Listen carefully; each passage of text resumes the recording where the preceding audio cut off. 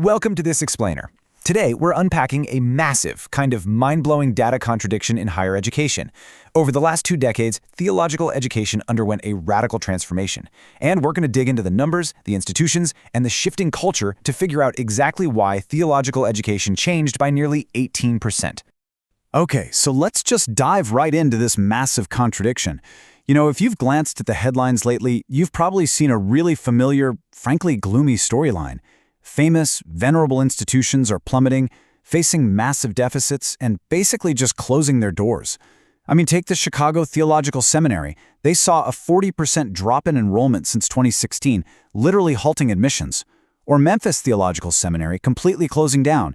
Episcopal seminaries in a total freefall, selling real estate just to survive. That's the public narrative. But here's the hidden reality. The Association of Theological Schools, the ATS, actually reported a record-high student headcount for 2025. We're talking 81,364 students across accredited schools. Overall student numbers across the board, they have literally never been higher. And that brings us to the absolutely crucial point, this stunning figure right here, 17.5%. Despite all those very real, very public headlines of institutional doom, Protestant seminaries in the U.S. actually grew by almost 18% between 2005 and 2025. No way, right? So obviously this begs a huge question. If all these famous legacy seminaries are closing their doors, or merging, or completely restructuring, why on earth is theological education actually growing? Well, to solve this mystery, we've got to look past the obvious and uncover 3 hidden structural shifts that essentially rewired the entire educational market. Now, what's really fascinating is how even leading analysts totally missed the true story here. Data analyst Ryan Burge, for example, recently looked at the ATS numbers and concluded, quote, enrollments are actually pretty flat over the last 18 years. But you see, he completely missed the reality by only looking at the start and end dates. He basically glossed right over a decade of massive turbulence right in the middle. Because when you look at the timeline, it is an absolute roller coaster. Back in 2005, we hit a previous enrollment high of just over 81,300 students. But then, for a solid decade between 2006 and 2016, there was this sharp, steady decline. This was when the institutional struggle hit, and it hit hard. But then, from 2017 to 2025, boom, a massive decade of growth leading up to today's record numbers. So what exactly caused that crash? And more importantly, what fueled the comeback? Well, that brings us to shift number 1, the generational shift, or a changing of the guard. Think back to the 1990s. The theological world was just humming. You had these absolute giants of 20th century theology, people like Wolfhart Pannenberg, Jürgen Moltmann, James Cone, and they were all anchored to specific physical campuses. Students would literally uproot their lives and flock to places like Princeton or Union just to study under these specific scholars. But as we moved into the 2000s, those legendary scholars either retired or passed away, leaving a massive institutional vacuum. The old guard was just gone. So what happened? Well, mainline institutions shifted gears toward liberationist and post-colonial approaches, leaning heavily on the social sciences. Meanwhile, the evangelical world saw a completely different shift. Instead of moving to a campus for a famous professor, students went online. A completely decentralized landscape of dispersed, media-savvy voices started competing for audience share. The big draw was no longer the physical campus, it was the digital presence. Next up, we have shift number 2, the ecclesial shift, which is really all about the rise of the nonconformists. Now, to make sense of this, we need to do a quick vocab check.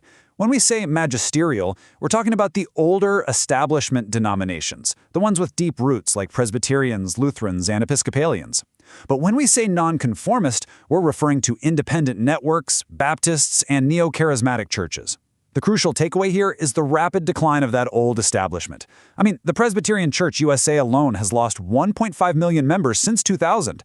And naturally, because of that, the seminaries they sponsor are shrinking. But on the flip side, we're seeing absolutely explosive growth in independent nonconformist networks. They don't rely on centuries-old traditions to attract followers, and their agility is really paying off. And you can see this shift in the hard numbers. Let's look at Princeton Theological Seminary. Classic, well-endowed magisterial school connected to the PCUSA. Even with all its massive resources, its headcount went from 766 in 2005 to just 300 in 2025. That is a heavy, heavy decline. But then look at Talbot School of Theology. They rely heavily on independent Bible churches and nonconformist traditions. They jumped from 984 students in 2005 to over 1,500 in 2025. That massive growth actually pushed them into the top 10 largest ATS seminaries. These nonconformist hubs are surging because the future of American Protestantism is heavily leaning toward these independent structures. And that perfectly sets up shift number 3, the educational shift, or the digital revolution. This right here? This is the ultimate stress test. This marks the dividing line between the institutions that survived and the ones that collapsed. Just look at the explosion in distance in online learning. Between 2000 and 2014, only about 25% of students at ATS schools were distance learners. But in the decade from 2015 to 2024, that number absolutely skyrocketed to over 63%. And this perfectly correlates with that roller coaster timeline we talked about earlier. The schools that rapidly adopted learning management systems are the ones that drove the massive boom of the last decade. It's actually kind of ironic, too.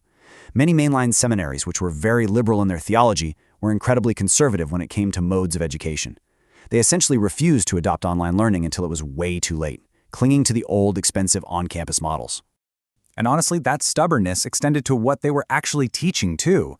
Seminaries that clung to the traditional Master of Divinity, the MDiv, they really suffered. Because the MDiv is a beast. We're talking over 100 credit hours, requiring years on campus, heavily reliant on huge endowments and strict denominational requirements for ordination. It's very much a mid-20th century approach. But remember that nonconformist surge we just talked about? Pentecostal and independent Baptist networks largely don't require an MDiv for ordination. They're looking for practical leadership. So the seminaries that pivoted to flexible leadership master's degrees, which are only 36 to 60 hours, entirely online and tuition-driven, they thrived. These nimble programs weathered the 2008 financial crisis and the 2020 pandemic so much better than those heavy, expensive, endowment-dependent campus models. So what does this all mean for the future? Well, this explainer isn't just about theology, right? It's really a masterclass in how institutions must adapt to new technologies and consumer needs to avoid total obsolescence. The data points us to 3 clear realities. First, the traditional, freestanding, on-campus seminary model is effectively over. Barring a few niche exceptions, the future is all about embedding at universities or adopting multi-site local church models. Second, flexible, entrepreneurial, and hybrid programs are going to dominate. That massive 100-hour MDiv is stepping aside for accessible, specialized leadership degrees. And third, institutional survival literally requires maximizing the digital media landscape. Students absolutely still want to study with brilliant scholars, but they don't want to uproot their lives or quit their jobs to do it. I want to leave you with this final thought. We've seen exactly why theological education grew by almost 18%. It was by shifting generations, pivoting to nonconformist networks, and fully embracing the digital revolution. But as the physical campus dies and the digital network thrives, what happens to the community of education? As higher ed across the board becomes completely decentralized and flexible, what do we lose in shared physical presence? And on the flip side, what do we stand to gain with this unprecedented global access? It's a massive question, and it's one every single educational institution is going to have to answer in the very near future.